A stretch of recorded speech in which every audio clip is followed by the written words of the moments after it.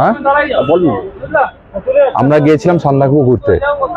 ওখানে আমরা যেদিন ব্যাক করব ওই দিন সকালবেলায় ওর অসহ্য, সকালবেলা থেকে পেটে ব্যথা, পেটের মধ্যে চাপ ধরে আছে।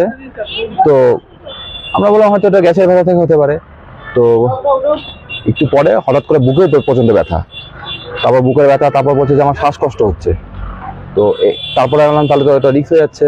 তো আমরা এখনই বেরিয়ে যাই, আমাদের ওই দিন চেক আউট ছিল সকালে। তো এটা সকালের ভোরের দিকে ঘটনা এটা।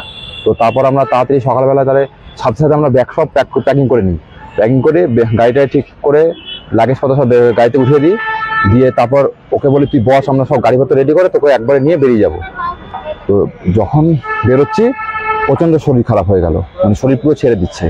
তারপর আমাদের হোটেলে একটা ডাক্তার টুরিস্ট হিসেবে এসেছিল, পাশের রুমে ছিল।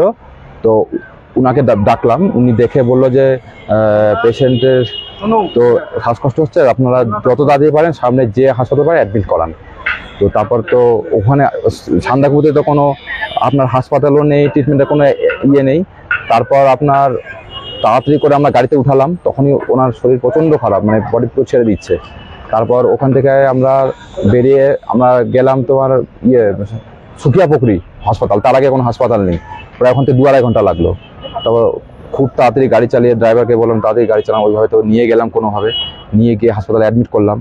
অ্যাডমিট করে ডাক্তার তো দেখেই সাথে সাথে পালস টালস চেক করে বলছে যে পেশেন্টের তো পালস আর হার্টবিট চলছে না, মনে হচ্ছে এক্সপায়ার করে গেছে।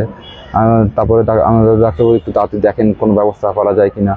তখন বলছে তাও আমরা একটা হার্টের ইসিজি করে নিচ্ছি। ইসিজি তো বলে, আমি বলে হ্যাঁ ইসিজি। তো তারপর ডাক্তার ইসিজি করলো, ইসিজি করে তারপর রিপোর্ট দেখছে যে না পেশেন্ট এক্সপায়ার করে গেছে। একটা ঘটনার কয় তারিখে? এটা কালকে সকালের ঘটনা। কালকে উনি তো সুকিয়াপুকুরিতে মারা গেছে অন দ্য ওয়ে। গাড়িতে এখন মারা গেছে না, গাড়িতে তো বডি ছেড়ে দিয়েছিল না, চিকিৎসালয়ে মারা গেছে। এখন ডাক্তার তো দেখে বললো যে এক্সপায়ার করে গেছে। রাস্তায় মারা গেছে না ওখানে মারা গেছে এটা তো বলতে পারছি। অন দ্য ওয়ে মারা গেছে বলতে পারি।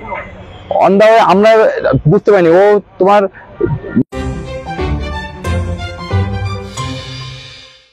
শুয়েছিল ওইভাবে। এখন তখন প্রাণ ছিল না ছিল না সেটা তো আমরা বুঝতে পারছি না। সান্দাকফুতে কবে গিয়েছিলেন? আমরা 24 তারিখে ফার্স্টে টুবলিং এ ছিলাম।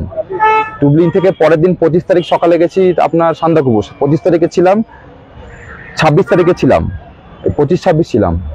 কালকে 27 তারিখে আমাদের ব্যাক করার কথা। কালকে সকালের ঘটনা হচ্ছে এটা। ওনার নাম কি? ওনার নাম হচ্ছে তন্ময় কুণ্ডু। বয়স 29। কিছু করতেন কাজটা? হ্যাঁ, ওনার ফাইবার ক্যাফে ছিল, বিজনেস করতেন। ওনার বাড়ি কোথায়? বাড়ি আপনার নর্থ দিনাজপুর, কালিয়াগঞ্জ। আপনারা কতজনের দল এসেছিলেন? আমরা 7 জন এসেছিলাম বন্ধু। আপনার নাম? আমার নাম তমনাজ বসাক।